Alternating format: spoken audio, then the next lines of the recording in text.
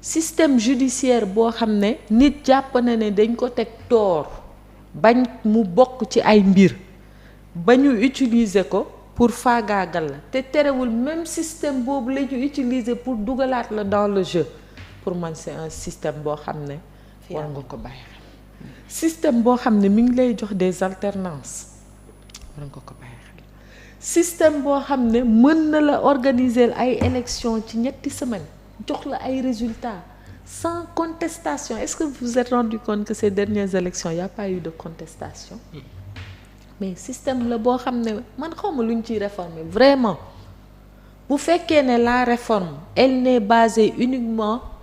que sur la réparation d'injustices personnelles. Man je trouve que c'est pas ça l'esprit des textes et des institutions, parce que les textes et les institutions ça doit être impersonnel, intempo. Donc liñ ciy càmbar ak di ko def bu situation tax nga personnel nga ne damay changer tey lu ma doon comprendre lu ma mën a convaincre, je ne remets pas en cause ce qui est fait hein, parce que ministre de la justice bi woon Ismaïla Madior Fall wax na fii ne mais yii ñuy def atelier yi discussion yëpp defoon nañ ko, peut-être ñoom médiatiser wuñ ko woon comme ni il y a beaucoup de rapports qui ont été faits tout le temps ñi ngi réformer di moderniser texte yi, peut-être que siwul woon comme ni mu siwee. Moi ce que j'aurais compris c'est que bi report bi amee bi ñuy agiter report bi ñu agiter report bi jàll ñu yokk mandat président bi loolu ba pare pousse élection, ça j'aurais compris que ñu réformer justice bi parce que c'est une question de fond. Pour man un président de la République ne peut pas être choisi par l'Assemblée nationale. C'est une question de fond mais tëj nañ ma génnee nañ ma nangam sangam, c'est pourquoi il faut moderniser la justice. lu ci mel ne wàññi les pouvoirs di procureur, c'est quelque chose boo xam ne nii mën nañ ko apprécier parce que le procureur également c'était le maître des poursuites, mën na la wootey déglu la ñu placer la sous mandat de dépôt, donc je pense que ne yooyu aussi c'est des réformes yoo xam ne c'est à saluer. waaw mais non man xam nga nan laa koy gisee su fekkee ne pouvoir bu ñëw rek changer ci li mu gëm dina metti de parce que man gëwuma loolu. Est-ce que man bés bu ma demee ba nekk président damay changer loolu gëwuma ko. En réalité la séparation des pouvoirs man ni ma ko comprendre ci sama esprit du pouvoir législatif day toog moom rek ci ruqam, pouvoir exécutif toog moom rek ci ruqam, pouvoir judiciaire toog moom rek ci ruqam. Pour man c'est pas ça l'indépendance ou la séparation des pouvoirs. Pour man ñetti pouvoir yépp dañu linké, dafa am fil boo xam ne moo leen boole ñoom ñépp ba nga xam ne lépp lu ñuy def day nekk lu harmonisé mais nag bu décision demee ba jot ki moom pouvoir de décision bi mu mën ko jël. Maanaam pouvoir assemblée warul dem ba ne par exemple loi bii nga xam ne bëgg nañ ko def ñun nii lañ ko gisee exécutif ne ko noonu dindi loolu baaxul. Député yi war nañu am seen sañ-sañ parce que seen askanu gox moo leen fa teg. De la même manière su boobaa mënuñu ñëw juge bi am ku muy juger ñu ñëw ba ci kii bi audience bi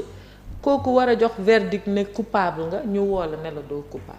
C'est des questions comme ça foofu la séparation bi ak indépendance bi war a nekk mais pour nga wax nit ki dafa coupable na fekk na def nii na def nii na def nii.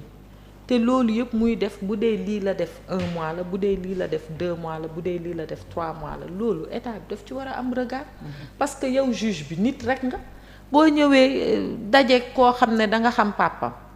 mu war a tooñ ñu war ko tëj 6 mois nga ne déedéet comme xam naa papam naa ko def liberté conditionnelle, est-ce que ça c'est juste? Donc foofu la ñuy waxee critères yi conditions yi dafa war a am lu ko kii dépositaire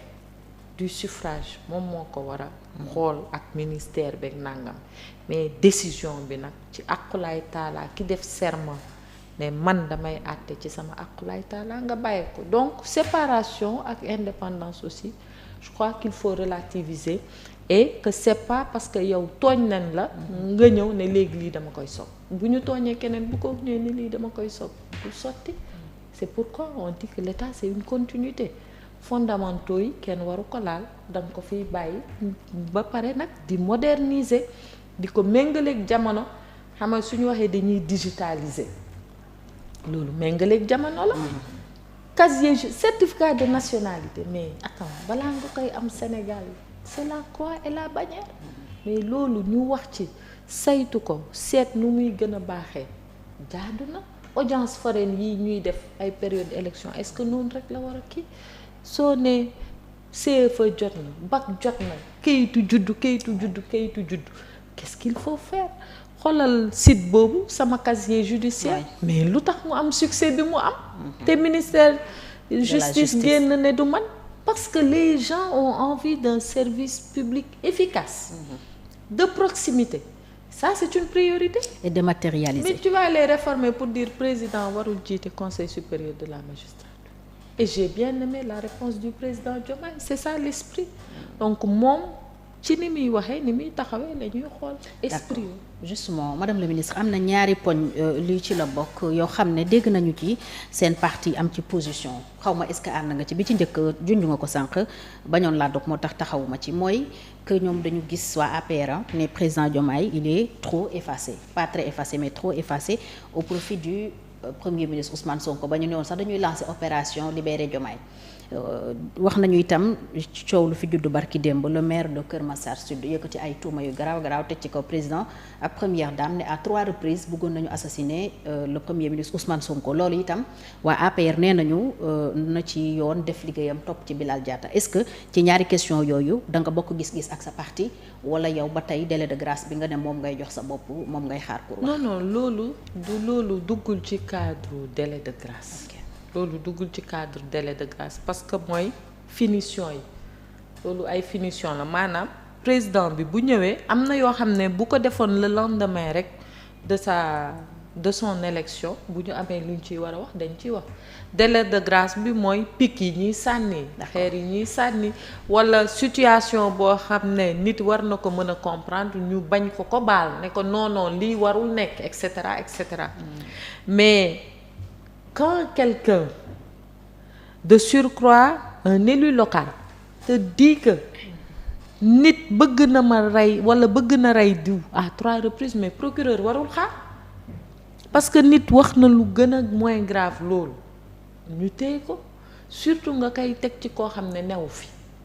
loolu pour man dafa grave loolu lu ñu war a xool la donc côté boobu moom man loolu aussi sama xalaat le procureur doit s'autosaisir parce que c'est extrêmement grave comme accusation quand même Sénégal nit ñi waruñu toog rek comme ni ñuy def ci réseaux sociaux yi da ngay yor sa téléphone di saaga nit ki à longueur de journée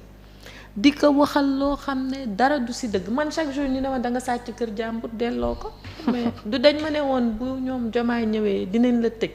di nga delloo kër gi maa ngi xaar dama ko sàcc maa ngi xaar na nit ñi dem alerte wax xaalisu Covid bi sax tuddoon nañ la ci. mais xaalisu Covid bi encore y a eu trop de manipulation Yérim Seck nee na man dama jël 300 millions un journal de la presse titré dama jël 300 millions le rapport de la Cour des comptes est là ci gestion Covid bi soo demee page 90 ba 93 ministère de la microfinance dañ dem xool donc c'est trop facile. nit ñi génn da ngay bàyyi mu sedd. lu mu ci dama leen di bàyyi ñu wax rek man maa ngi xaar du dañ ne dañ may jàpp parce que dama sàcc këru jàmbur mais nañu xaar ñun ñëpp a ngi fi kenn demul kenn daayu lu ñu def ci si loo xam ne malversation la parce que mënoo yore fonds public ba pare ne kenn du la saytu suñu gisee ne daf ci am malversation nañ ñu teg daan yi ñu wax c'est ça aussi la responsabilité pour man maintenant donc loolu c'est des accusations graves pour man war nañ ko leeral parce que il faut pas que jubal jubanti c'est aussi ça. Maintenant l'autre élément c'est relatif à votre première question sur l'effacement du président de la République. Moi je trouve qu'il a son style. OK. C'est son style. kon ànd ak waa APR foofu. non du question ñoom dañoo affirmer nee nañu Sonko fi mu ne mooy jiite Mansour Faye ne xamul ndax Sonkoy président wala Diomaye président. waaw xam nga loolu c'est des responsables de l'APR c'est pas l'APR si vous dites que. mais génne nañ communiqué. ne nangam moi j'ai pas vu. les cadres de l'APR ont fait un communiqué. je gis nga li ma la doon wax mu ngi noonu. moi j'ai pas vu ce kon yow yëgaluñ la réunion boobu. ça dépend. ci ñan ñoo ko def ça moom dañu bëgg lu wax ci plateau bi rek mais non ça dépend. xam nga entre le communiqué du SEN le communiqué des cadres le communiqué des nangam vraiment aussi il faut les mots ont des sens. Cadre bu nekk dina daje ña nekk ci cadre bi wax seen xalaat fësal ko te les gens aussi nous sommes en démocratie chacun a son opinion chacun donne son opinion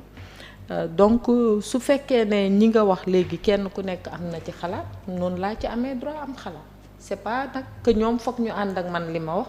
wala man ma ànd ak ñoom li ñu wax mais moi je trouve qu'il a un style c'est son style on va attendre de voir li ñu mën a toftal ci style bi rek mooy il n'a qu'à assumer totalement ses prérogatives de chef de la République kooku c'est pas négociable. ñu gis démb en tant que président de la République ci sommet CEDEAO bi également wax na responsabilité bi nga xamante ni les chefs d'État war nañ ko am changer peut-être de paradigme et de comportement par rapport ak li nga xamante ni moom mooy